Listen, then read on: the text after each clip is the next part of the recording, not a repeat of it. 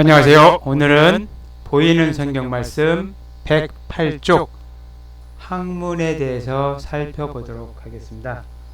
항문이라는 말은 성경 골로새서 2장 20절에 나오는데, 너희가 세상의 초등 항문에서 그리스도와 함께 죽었거늘 어찌하여 세상에 사는 것과 같이 규례에 순종하느냐 라고 하는 데서 납니다.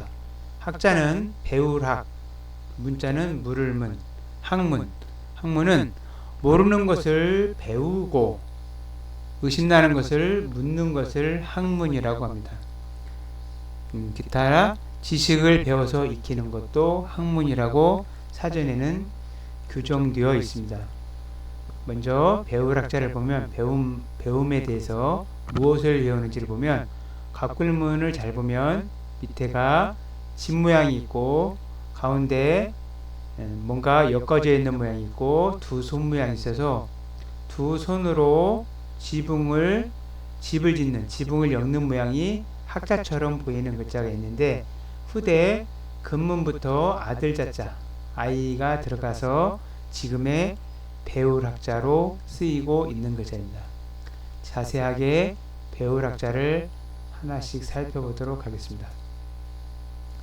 배울학자는 원래 가르칠 효자와 소전 모양이 같습니다. 그래서 소전 모양에 보면 배울학자를 이와 같이 다 쓰고 옆에 칠복자가 들어가서 가르칠 효자가 있는데, 이 가르칠 효자에서 칠복자 모양만 뺀 모양이 배울학자가 되겠습니다. 가르치고 배운다라는 의미입니다.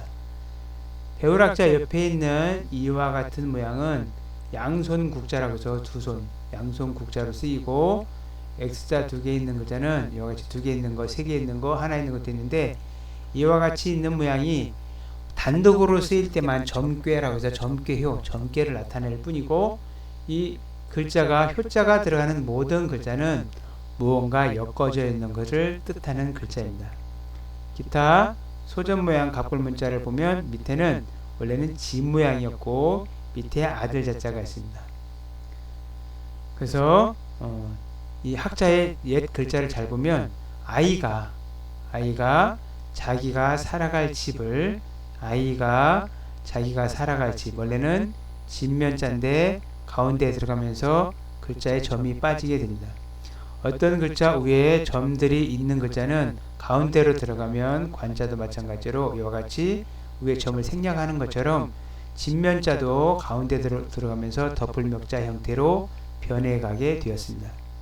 아이가 자기가 살아가야 될 집을 엮는, 두 손으로 엮는 것을 배운다 라는 뜻이고, 칠복자가 더해서 잘 가르친다 라는 뜻으로 쓰였던 글자가 배울학자입니다.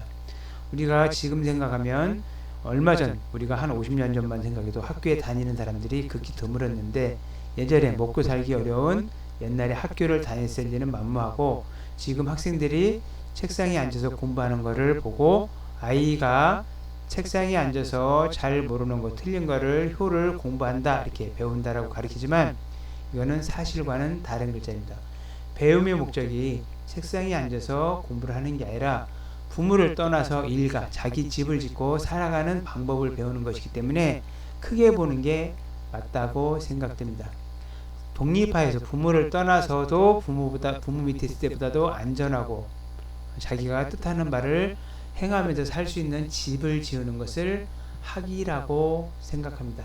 학자 하나를 가르쳐도 책상에 앉아서 단순히 공부를 하는 게 아니라 부모를 떠나서 부모보다 더 큰 꿈을 갖고 독립해서 살아나갈 방법을 배우는 거라고 가르치는 것이 아이들에게도 교육적으로 더 효과가 있을 것이라고 생각합니다. 다시 말하면 국은 양손 모양이고 효는 점괘, 산가지를 뜻하지만 실은 서로 겹쳐 있는 모양이지만 특히 여기서는 지붕을 얽어맨 모양입니다.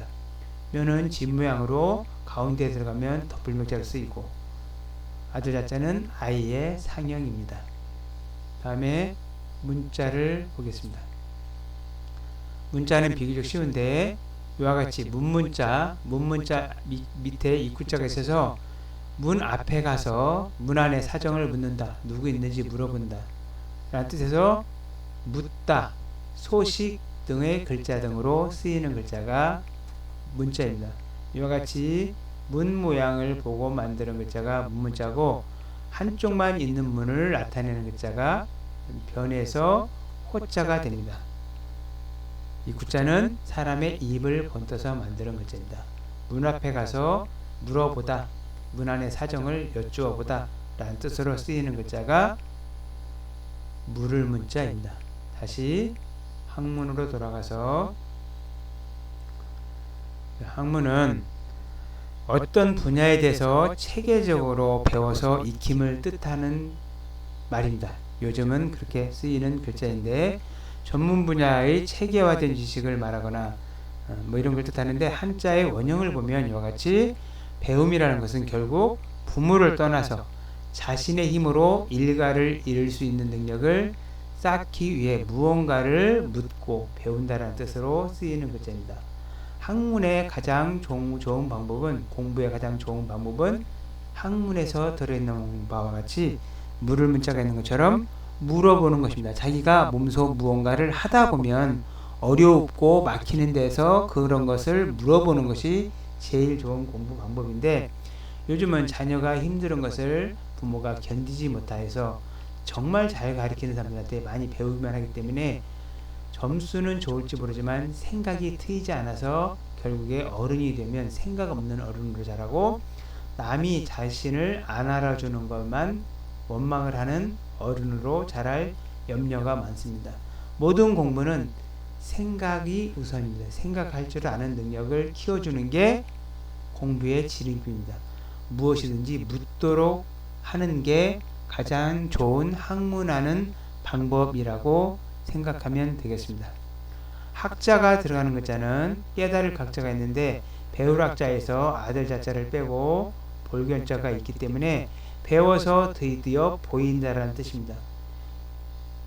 배우지 않으면 옆에 주변에 있는 나무 이름도 모르지만 배우면 보이고 보이는 만큼 행복하기 때문에 보아서 깨달았다. 배워서 보인다라는 의미로 깨달을 각자에 쓰이고 문문자는 문문, 다들패, 사이간, 열개, 윤달윤, 한갈한, 집간, 볼열, 관계할 관자 등 다양한 글자 등에 많이 쓰이는 글자입니다.